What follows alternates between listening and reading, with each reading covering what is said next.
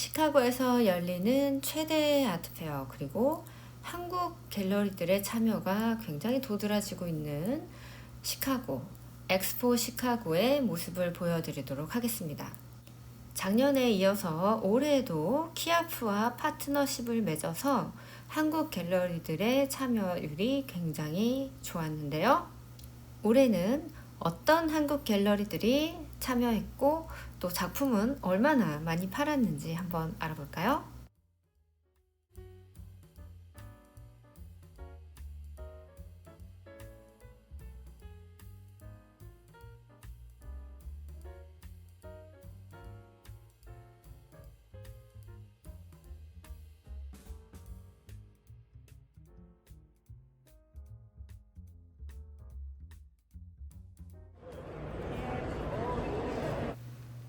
안녕하세요. 뉴욕TV 아트앤머니입니다. 지난 4월 9일에 오픈했던 엑스포 시카고가 12일 날 성황리에 마무리를 지었습니다. 엑스포 시카고는 이 미국 중서부에서 아주 명성이 대단한 아트페어입니다. 오랫동안 이 디렉터 서밋과 큐레이터 포럼을 개최해왔던 그런 중요한 아트페어고, 이 시카고 하면은 큐레이팅을 굉장히 잘하는 갤러리들이 많은 그런 도시입니다. 그래서 간혹 뉴욕에서 볼 수 있는 시카고 갤러리들의 이 부스를 보면은 상당히 개념적이면서 큐레이팅이 잘 된 아주 전시의 수준이 높은 작품들을 많이 소개하는 것이 시카고 갤러리들입니다. 이런 시카고라는 도시의 특성상 이 시카고에서 열리는 아트페어에서 소개하는 이 작가들은 추후 미국 시장에서 두각을 나타낼 가능성이 높은 작가들을 많이 소개하는 그런 아트페어라고 볼 수 있어요. 작년에 처음으로 키아프와 엑스포 시카고가 파트너십을 맺어서 한국 갤러리들이 상당히 많이 소개가 되었었죠. 그래서 제가 일일이 이 부스 이름들을 언급해 드렸던 기억이 납니다. 파트너십을 맺었다고 해서 무조건 지원만 하면 키아프와 관련된 갤러리들이 여기 나올 수 있는 것은 아니고요. 심사는 반드시 엑스포 시카고 측에서 합니다. 그리고 대신에 좀 더 많은 양의 할당량을 좀 할애해서 부스를 제공을 합니다. 엑스포 시카고는 프리즈 아트페어가 이제 인수를 한 이후로 메가급 갤러리들의 참여는 조금 다소 줄어들었지만 여전히 중요한 미국의 아트페어로 자리를 잡고 있고 수준이 높은 아트페어입니다. 특히 이 영 갤러리, 그리고 신진 작가를 소개하는 이 영 갤러리들이 참여할 수 있는 포커스 섹션 같은 경우는 이 영 갤러리, 그러니까 생긴 지 10년이 채 안 되거나 거의 10년 정도가 된 갤러리들이 젊은 작가들을 소개하는 부스임에도 불구하고 여기에 나온 작가들의 수준이 상당합니다. 모마 PS1에서 소개가 되었다든지 아니면 베니스 비엔날레에 참가했던 작가라든지 이런 아주 수준 높은 작가들이 이 섹션에 소개가 되곤 합니다. 올해에는 새로운 디렉터가 부임을 했습니다. 케이트 시에르스프토스키 디렉터가 총 디렉을 맡았는데요.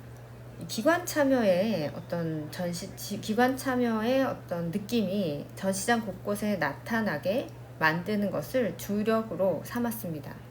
특히 애프터 파티라던가 또 외부 행사 같은 경우에도 전시를 신경을 써서 큐레이팅된 전시를 통해서 다른 작가들을 많이 소개하는 그런 모습을 보여주었습니다. 뭐니 해도 아트페어에서 가장 중요한 것은 판매율입니다. 어떤 작품이 얼마에 팔렸는지, 얼만큼 많이 팔렸는지 이런 게 또 제일 궁금하죠. 이렇게 페어를 진행을 하게 되면 첫날 프리뷰를 하는 날 딱 지나고 나면 그 다음날 이제 낮 시간까지 이 모든 갤러리들은 리포트를 하게 되어 있습니다. 첫날에 어떤 작품을 얼마에 몇 개를 팔았는지를 이제 리포트를 하게 되는 거죠. 그러면 이제 그 자료를 받아서 이제 마케팅 회사에서 보도 자료를 착 뿌립니다. 그러면 이제 언론사에서 그걸 받아서 보도 자료를 내보내는 거죠. 그래서 우리가 첫날 아트페어 프리뷰 날이 지나고 나면 프리즈 아트페어나 아트바젤이 딱 열리고 나면은 보도 자료들이 바로 딱 나오잖아요. 이게 다 이런 시스템이 있기 때문에 모든 정보가 빠르게 전달이 되는 것인데요. 이 엑스포 시카고 같은 경우는 상을 만듭니다. 뮤지엄 펀딩 같은 것을 만들어서 이 영갤러리 섹션 같은 경우에 또 상을 주고, 또 여성 작가들에 대해서 또 상을 주고, 또 이제 전체적으로 뛰어난 작가에게 상을 주고, 이렇게 상을 통해서, 수상을 통해서 펀딩을 조성한 돈을 컬렉팅으로 사용하도록 만듭니다. 이렇게 해서 어느 정도의 판매량을 이 페어 측에서 확보를 해줍니다. 그리고 이제 프리뷰를 통해서 미리 파일을 받아가지고 이 갤러리로부터 각각 작가들의 파일을 다 받습니다. 그러면 어드바이저들이 이 VIP 커스터머들에게 이 파일을 전달하고, 프리뷰 날 어느 정도 이 고객들이 다 계산을 하고 옵니다. 어떤 작품을 어떻게 살까, 또 뮤지엄 같은 경우에는 누구에게 상을 줄까, 이걸 미리 어느 정도는 정하고 온다고 볼 수 있겠죠. 그리고 직접 눈으로 확인한 후 이 수상도 결정하고, 이 수상을 하는 것 외에도 정말 많은 뮤지엄들이 참여를 하거든요. 어떤 뮤지엄들이 참여를 한다는 것까지 그 리스트가 다 나옵니다. 그래서 이 딜러들이 이 뮤지엄 컬렉터들, 뮤지엄을 대상으로 하는 컬렉터들에게 이 작품을 설명을 하고 미리 프리뷰를 하기도 하죠. 그래서 첫날 프리뷰 날 이렇게 체크, 미국에서는 수표를 쓰잖아요. 수표를 들고 와서 이렇게 사인을 하는 그 미술관 관계자들을 많이 볼 수가 있었습니다. 가격대는 대체적으로 5만 불 이하의 작품들이 많이 판매가 되었다는 것을 볼 수가 있었고요. 2만 불 이하의 작품들 같은 경우는 뭐 크기나 스타일에 상관없이 쉽게 구입을 하는 모습을 볼 수가 있었습니다. 시카고에서는 굉장히 이제 메이저 갤러리 중에 하나인 그레이 갤러리가 참가를 했는데요. 특히 시카고 출신의 작가죠. 토크와세 다이슨의 작품들이 이 전시 공간 거의 전체를 차지할 정도로 굉장히 다양한 작품을 선보였습니다. 그리고 다른 참가 작가들의 작품도 25,000불에서 10만 불 사이의 가격으로 판매가 되었습니다. 이런 큰 대형 갤러리, 메이저 갤러리들 같은 경우는 다소 좀 상위권의 포지션을 취하고 있는 가격대의 작품도 쉽게 판매하는 모습을 볼 수가 있었고요. 시카고에서 오래된 갤러리죠. 세크리스트 비치 이 전시는 블랙라이트 조명을 사용한 패널, 알루미늄 패널로 만든 작품을 보였는데, 이 작품 역시 시카고 출신 작가의 작품입니다. 루프트 베르크라는 시카고 출신의 듀오 작가의 작품이고요.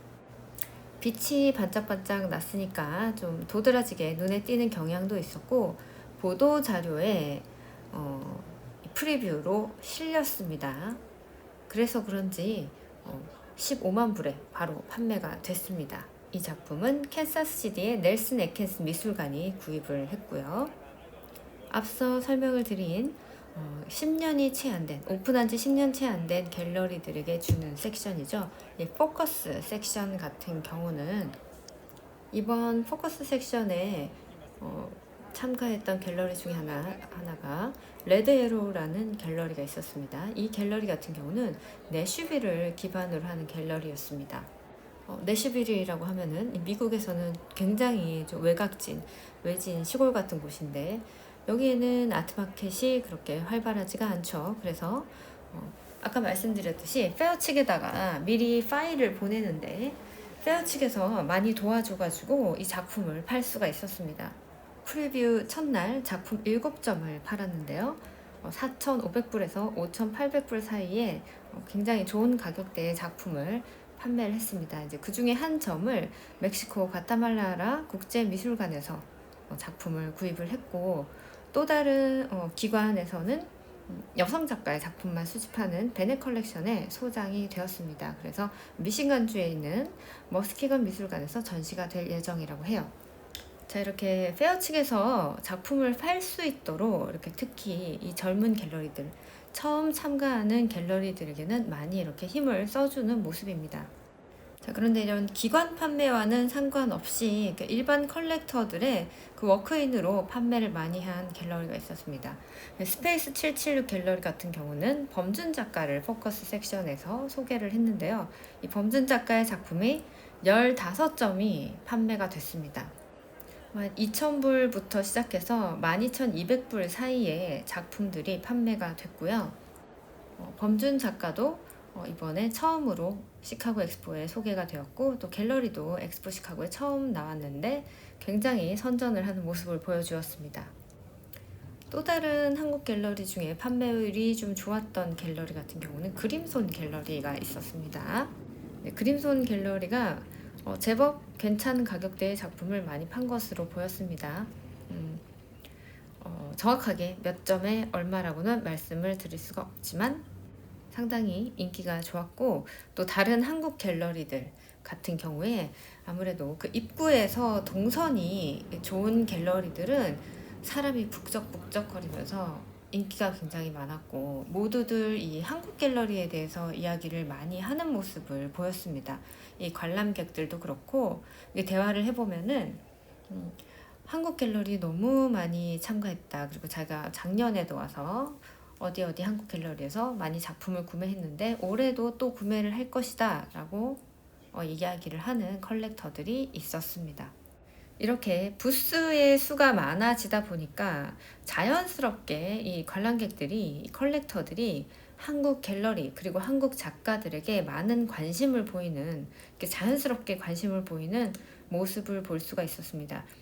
예전에는 한국적인 느낌을 그다지 좋아하지 않았다 라기보다는 별로 관심이 없다가 요즘에는 뭔가 좀 한국스러운 느낌, 한국의 전통스러운 느낌을 거부감 없이 받아들이는 모습을 볼 수가 있었습니다.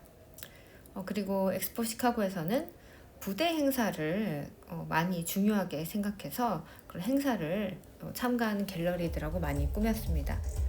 애프터 파티 그리고 VIP 행사들을 통해서 또 작가들을 많이 소개를 했고요. 이런 시카고의 로컬 클럽이나 또 뮤지엄에서 VIP 행사를 통해서 계속해서 작품을 선보이고 예술적인 행사를 통해서 판매를 증진하고 또 사람들과의 네트워크를 강화하는 이런 모습을 볼 수가 있었습니다. 자, 지금부터 부대 행사를 비롯해서 뒤쪽에 또 좀 조용할 때 찍었던 영상들, 전시 영상들을 계속해서 보여드릴 테니까 계속해서 전시를 감상해 주시기 바랍니다.